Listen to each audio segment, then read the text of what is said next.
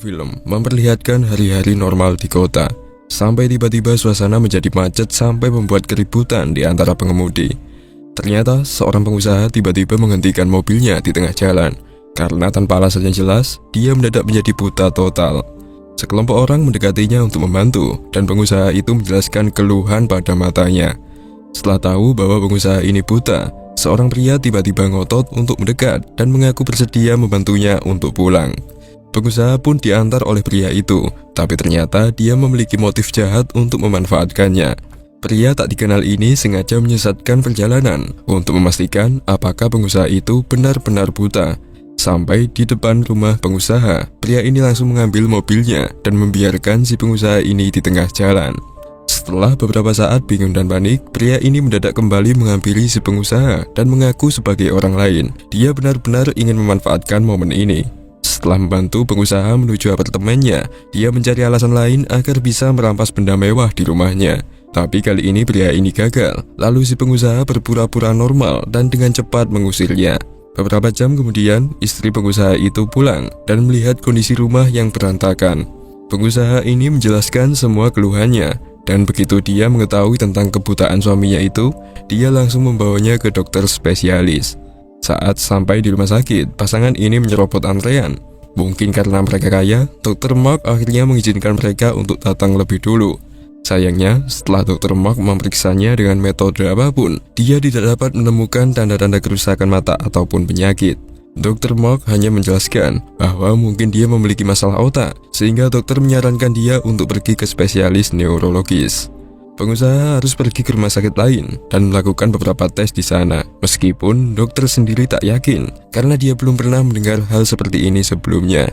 Setelah pasangan itu pergi, Dr. Mark menerima pasien yang lain, termasuk seorang anak, seorang wanita berkacamata hitam, dan seorang pria seperti bajak laut. Sepertinya mereka semua adalah pasien yang telah lama melakukan perawatan mata di sana. Sementara itu, pria pencuri tadi mengendarai mobil curiannya berkeliling kota dan berusaha menghindari polisi. Tapi di tengah jalan, matanya tiba-tiba ngeblur, sampai dia tidak punya pilihan lain selain menepi di sebuah parkiran untuk menyembunyikan mobilnya. Pria ini akhirnya pergi ke polisi untuk meminta bantuan, dan ketika seorang petugas membawanya ke rumah lamanya, mantan istri pria ini menolaknya untuk masuk. Sontak dia pun marah-marah, sekaligus panik karena masalah kebutaannya yang tiba-tiba menyerangnya. Sore harinya, wanita berkacamata hitam tampak pergi ke hotel. Dia adalah Sari, yang telah lama memiliki masalah pada matanya. Sari mampir ke bar hotel untuk minum, sebelum dia akan ketemuan dengan kliennya. Ternyata Sari membuka jasa open BO, lalu dia pun menggenjot pasiennya di kamar hotel dengan lancar. Awalnya berjalan baik, namun suasana mendadak kacau di saat dia tiba-tiba mulai ketakutan karena penglihatannya semakin ngeblur dan memutih. Pasiennya pergi, sementara Sari sendiri gelagapan sampai akhirnya petugas hotel membantunya. Di tempat lain, Dr. Mark pulang untuk makan malam. Seperti biasa, dia bercengkrama harmonis dengan istrinya, yakni Julia.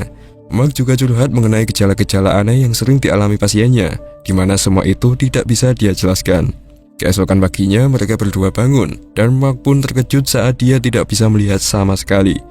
Julia mencoba membuatnya tenang, namun Mark semakin panik karena dia percaya bahwa ini menular, dan dia pasti tertular oleh pasien-pasien sebelumnya. Mark pun menelpon rumah sakit untuk memperingatkan mereka tentang kemungkinan infeksi yang akan terjadi. Dengan segera, kasus kebutaan mendadak mulai bermunculan di seluruh kota. Dan pemerintah mulai mengambil langkah pertama untuk menghentikannya. Pada tahap awal, kantor Dr. Mark ditutup oleh pihak berwenang, sedangkan Mark sendiri dibawa pergi untuk dikarantina. Julia tak tega melihat suaminya itu, dan dia tidak bisa jauh darinya. Jadi Julia pun memutuskan untuk berbohong dan berpura-pura buta juga agar dia bisa dikarantina bersamanya. Keduanya dibawa ke rumah sakit jiwa terlantar yang benar-benar kosong. Tidak ada satupun orang yang disediakan untuk merawat mereka. Setiap kasur hanya diberi satu telepon untuk menghubungi penjaga di luar, namun hanya dapat digunakan untuk keadaan darurat saja. Dan setiap kasur juga harus memiliki perwakilan sebagai satu-satunya orang yang dapat menggunakannya. Segera setelah itu, lebih banyak orang mulai berdatangan, seperti pria pencuri yang diketahui bernama Don, wanita kacamata hitam yakni Sari, lalu anak kecil yang bernama Michelle, dan juga si pengusaha yang dipanggil Yusuke. Di sini, Mark dan Julia setuju untuk merahasiakan bahwa dia bisa melihat, dan Julia pun berpura-pura seolah-olah dia buta. Selama hari pertama, Don dan Yusuke terlibat cekcok karena masalah pencurian mobilnya. Mereka berdua bertengkar. Beruntung Julia datang untuk memisahkan mereka. Berikutnya, untuk ke kamar mandi pun mereka harus berangkat sendiri. Tak ada petugas sama sekali yang memandu mereka. Untungnya, Julia secara sukarela mau untuk membantu mereka mencapai kamar mandi. Mereka berjalan baris, tapi momen ini malah dimanfaatkan oleh Don untuk mencolek Sari. Sampai akhirnya dia terkena sepak dari Sari. Don mengeluh dan mengalami cedera kaki yang akhirnya dibalut oleh Mark dan Julia dengan baju karena tidak ada kotak P3K sama sekali. Pada malamnya, Julia menolak untuk tidur karena dia takut jika dia akan buta setelah bangun nanti. Dia juga khawatir soal luka yang dimiliki Don karena itu bisa infeksi jika dibiarkan. Tahu keluhan istrinya itu, Mark mencoba menghiburnya, tetapi Julia lebih memilih untuk jalan-jalan di luar untuk mengatasi kekhawatirannya ini. Keesokan paginya, semakin banyak orang yang datang, dan di sini Yusuke bertemu dengan istrinya yang juga mengalami kebutaan. Hal ini membuat Julia terharu saat menyaksikan pertemuan mereka. Alarm mendadak berdering, memberi peringatan bahwa pintu akan ditutup. Sontak, Mark dan Julia berlari menuju gerbang, lalu meminta penjaga agar memberikan obat untuk luka Don. Tetapi penjaga tak mau bekerja sama, dan mereka hanya mengerahkan senjata ke arah Mark dengan penuh ancaman.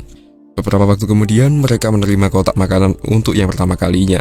Tapi makanan ini sama buruknya dengan makanan penjara. Julia juga terus mencoba menggunakan telepon darurat untuk meminta lebih banyak makanan dan kotak P3K. Tetapi tidak ada yang mengangkat teleponnya kecuali hanya suara robot yang menyuruh mereka untuk sabar. Minggu-minggu mulai berlalu, dan setiap hari semakin banyak orang buta yang dikirim ke rumah sakit jiwa ini. Hari-hari terus dilalui, dan sepertinya Julia sangat capek karena berpura-pura buta sekaligus merawat mereka semua.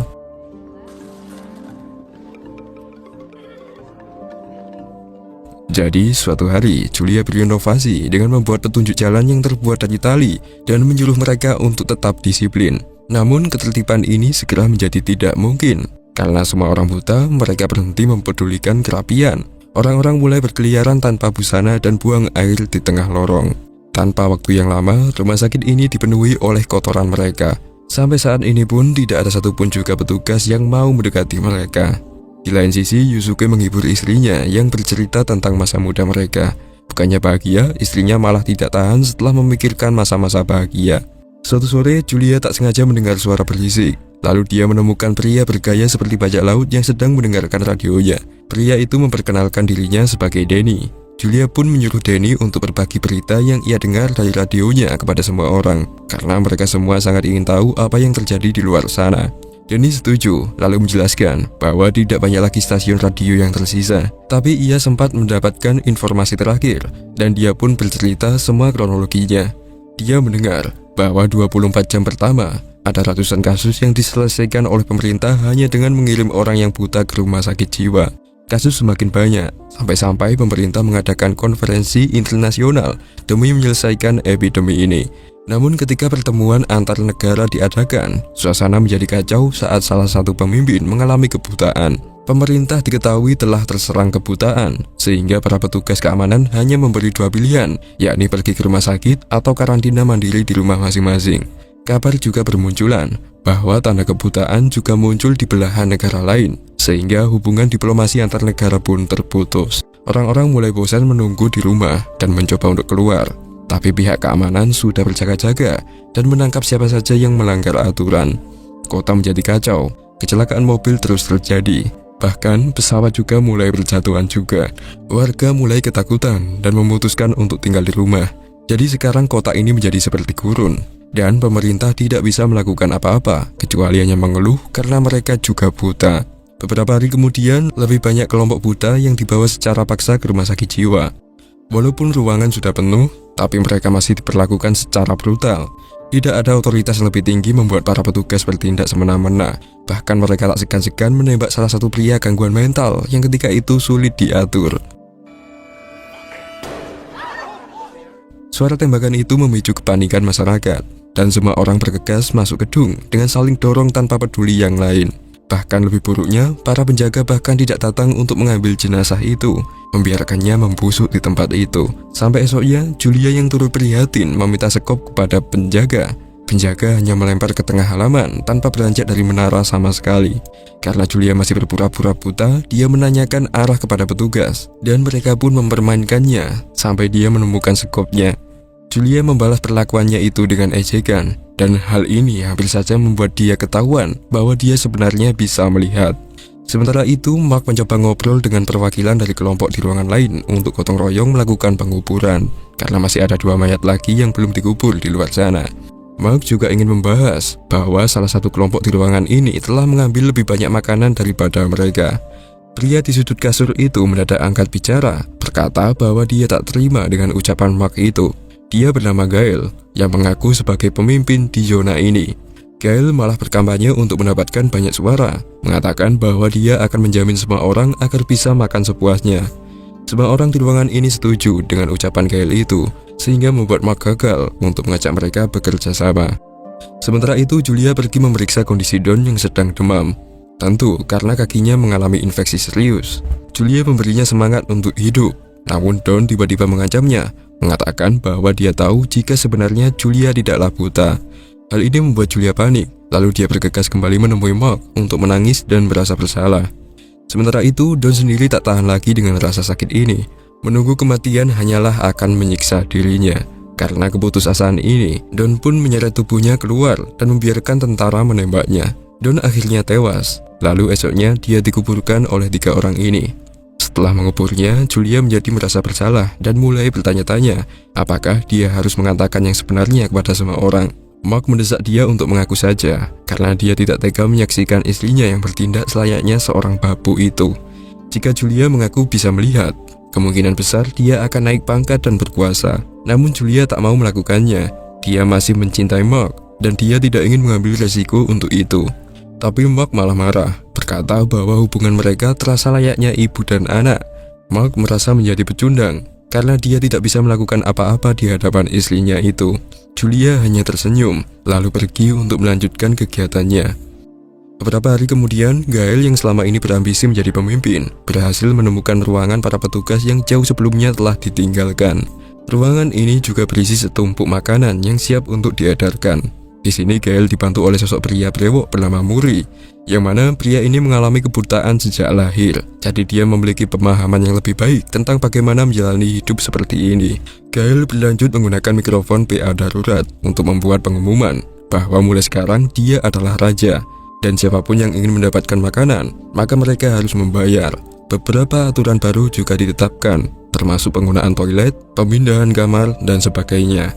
Aturan ini ditolak sampai segera terjadi kekacauan di dekat penyimpanan makanan, karena semua orang berjuang untuk mendapatkan makanan itu. Tapi Gail memiliki kartu as di tangannya, di mana sebelumnya dia berhasil menyimpan pistol petugas. Dengan tembakan peringatan, Gail berhasil meredam suasana dan mengirim semua orang kembali ke kamarnya masing-masing. Dia kembali mengumumkan bahwa Gail dan antek-anteknya akan menjaga sepanjang hari dan mengancam akan menembak siapapun yang mencoba mencuri makanannya ini. Beberapa orang tetap tidak setuju, tapi mereka tak bisa melawan setelah mendengar suara tembakan itu. Untuk sementara, Julia menyerah karena dia tidak ingin ada korban yang berjatuhan karena peperangan ini. Dia mulai mengumpulkan semua perhiasan dari orang-orang di kamarnya, mulai dari cincin emas hingga gunting. Sedihnya, Michelle tak memiliki apapun untuk dia tawarkan, tetapi Sari selalu ada di sampingnya, mengatakan bahwa dia akan menjadi ibu penggantinya dan berjanji untuk membayarnya. Di gudang makanan, Muri menggunakan pengalamannya untuk mengidentifikasi kualitas benda yang dibawa penduduk dengan merabahnya. Bahkan dia bisa mengidentifikasi apakah benda itu besi atau emas. Tidak peduli seberapa mahal perhiasan itu, Gail hanya memberikan beberapa kotak untuk peruangan dan mengancam siapa saja yang berani mengeluh. Ketika giliran Mark, Gail sempat takut setelah tahu bahwa kelompoknya menyetorkan perhiasan yang melimpah. Artinya Mark adalah orang kaya, tapi Gail hanya memberinya 1 kotak untuk 1 ruangan.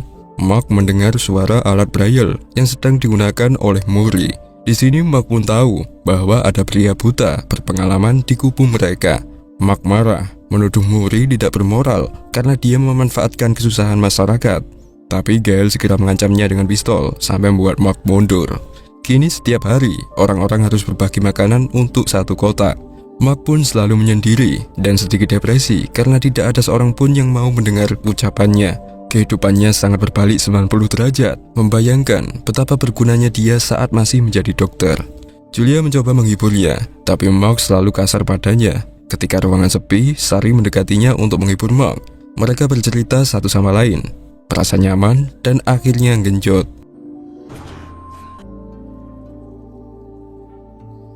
Julia yang kembali tak sengaja mempergoki aksi mereka. Tapi alih-alih marah, dia hanya memberitahu Sari bahwa sebenarnya dia bisa melihat. Dia bisa melakukan apapun jika dia mau. Hal ini membuat Sari takut. Namun mereka berdua sepakat untuk merahasiakan ini. Seminggu kemudian, setelah semua orang di rumah sakit jiwa kehabisan barang untuk membayar upeti, Gail mengumumkan bahwa mereka bisa mengganti perhiasan dengan wanita. Sekarang siapapun yang ingin makan, mereka wajib tidur dengannya. Julia yang tak terima dengan itu nekat untuk ke halaman, memanggil para petugas yang selama ini tidak melakukan apapun untuk mereka. Salah satu petugas menjawabnya bahwa tugas mereka hanyalah menaruh makanan. Selebihnya biar masyarakat yang mengatur. Ini membuat Julia bertemu jalan buntu, sehingga mau tak mau dia harus menurut dengan aturan yang telah dimonopoli oleh Gail. Perdebatan pun dimulai, di mana beberapa wanita tentu tak setuju jika harga diri mereka dijual. Orang pertama yang setuju adalah Sari. Setelah mendengar itu, beberapa wanita pun setuju, termasuk Julia. Istri Yusuke awalnya menolak, mengklaim bahwa dia memiliki budaya kuat, yakni lebih baik mati daripada jual diri. Tapi akhirnya dia berubah pikiran dan setuju untuk menjual tubuhnya. Sontak hal ini membuat Yusuke depresi sebagai suaminya. Para wanita pun berangkat ke ruangan Gail, lalu Mori menyambut para wanita itu. Pesta untuk mereka pun berjalan, tapi orang-orang itu bertindak kejam. Bahkan mereka bertindak terlalu jauh sampai membunuh salah satu wanita. Sampai di pagi harinya, para wanita kembali dengan mayat salah satu teman mereka. Mereka bersiap menguburnya dan memberikan selamat tinggal yang pantas diterimanya. Kemudian pada hari itu juga, Mori keliling kamar untuk mendapatkan lebih banyak sukarelawan. Dia bahkan berani datang ke kamar Julia untuk memberikan selamat kepada mereka atas kinerja yang buruk para wanita. Mereka menggenjot layaknya ikan mati. Julia merasa tersindir, lalu dia berbalik menghujat Mori, mengatakan bahwa pria itu juga tidak memiliki gairah sama sekali. Mori pun terdiam, merenungi kekurangannya yang memang terlahir buta dan tidak bisa sepenuhnya menikmati dunia. Julia pun segera membalas dendam atas kematian temannya. Dia berangkat menggunakan gunting menuju kamar Gail yang ketika itu sedang genjot. Mori merasakan firasat buruk dan segera berjaga-jaga, sedangkan Julia langsung menusuk leher Gail dengan guntingnya. Suasana menjadi kacau, lalu semua wanita pun kabur. Mori menembakkan pistol ke arah Julia, tapi untungnya terus meleset. Perbuatan Julia itu menciptakan masalah baru, di mana sekarang mereka tidak akan lagi mendapatkan makanan.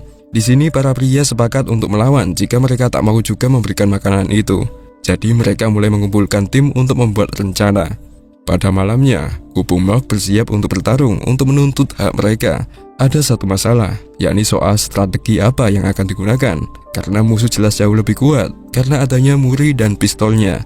Tapi di sini Julia terus terang mengakui bahwa sebenarnya dia bisa melihat. Sontak hal ini membuat kelompok semakin semangat, dan semuanya pun menyiapkan kursi untuk senjatanya. Tetapi sebelum mereka bertatap muka, salah satu wanita simpanan Gail memutuskan untuk membalas dendam. Dia membakar kain di sampingnya secara diam-diam, dan api pun menyebar dengan cepat, membakar kasur dan membunuh banyak pria. Sedangkan Mori berakhir menembak kepalanya daripada mati terbakar. Melihat kobaran api itu, Julia segera memandu mereka untuk keluar gedung. Anehnya, tidak ada yang menembak mereka. Ternyata para penjaga sudah hilang semua karena kebutaan. Pintunya juga tak terkunci, di mana mereka akhirnya bisa bebas. Beberapa orang memutuskan ikut bersama Mark dan Julia, di mana mereka menemukan bahwa hierarki masyarakat telah runtuh. Kota ini telah menjadi gurun pasca apokaliptik, di mana beberapa orang dibiarkan berkeliaran tanpa pakaian, berkehidupan liar tanpa aturan. Tidak ada yang peduli dengan mereka, dan kelistrikan pun juga padam. Tak ada satupun penduduk yang bisa melihat kecuali hanya Julia. Mark dan Julia membawa kelompok untuk singgah di bar. Sementara mereka berdua pergi berjelajah untuk mencari makanan. Penduduk di sana meraup beberapa barang di rak, tetapi Julia melihat bahwa ada tangga yang membawanya ke ruangan penyimpanan toko. Untungnya gudang ini masih utuh, dan Julia mendapatkan banyak daging kaleng untuk dibawa. Setelah mengisi beberapa tas, Julia mencoba keluar, namun penduduk ternyata mencium aroma daging itu, sehingga membuat mereka menyerangnya. Orang-orang mencengkram Julia sampai membuatnya kewalahan. Untungnya Mark mendengar teriakannya itu dan datang untuk membantunya. Lalu dia mendorong semua orang menjauh dan melindungi istrinya itu. Julia pun membawanya menjauh. Lalu mereka berdua berhenti sejenak untuk istirahat. Di sini Julia sedih menyaksikan bagaimana penduduk runtuh hanya karena kehilangan satu panca indera mereka. Dia juga berterima kasih kepada Mark, lalu dia memberi Mark kesempatan untuk membantunya. Anjing-anjing di sana tampak berkeliaran dan memakan bangkai manusia. Salah satu anjing lucu mendekat dan berteman dengan Julia. Hujan juga mendadak turun, lalu Julia pergi ke gereja untuk berdoa. Namun gereja sangat ramai dan berubah menjadi tempat pengungsian. Semua patung Tuhan ditutup matanya, menandakan bagaimana manusia telah putus asa. Melihat krisis keimanan ini, membuat Julia semakin sedih. Lalu dia memilih keluar untuk menemui Mark yang ketika itu juga mulai beradaptasi dengan tongkatnya. Hujan ini membuat penduduk mengambil kesempatan untuk mengambil air dan membasuh tubuh mereka. Karena mereka telah lama tidak memiliki air bersih. Ini adalah momen paling gembira di sepanjang pandemi ini.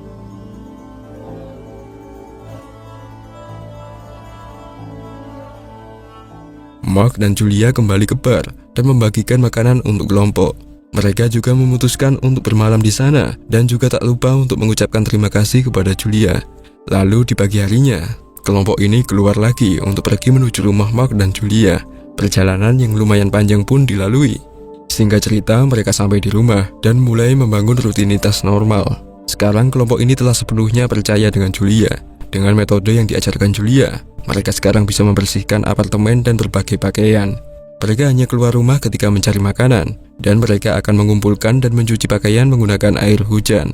Air tampungan akan digunakan mandi bersama. Sementara Danny ingin tinggal bersama mereka selamanya, karena mereka telah menjadi sebuah keluarga, dan istri Yusuke akhirnya bisa berdamai kembali dengannya.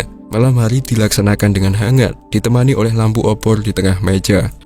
Beberapa minggu kemudian, saat semua orang bersiap-siap untuk sarapan, Yusuke mendadak bisa melihat, lalu dia pun berteriak ke semua orang.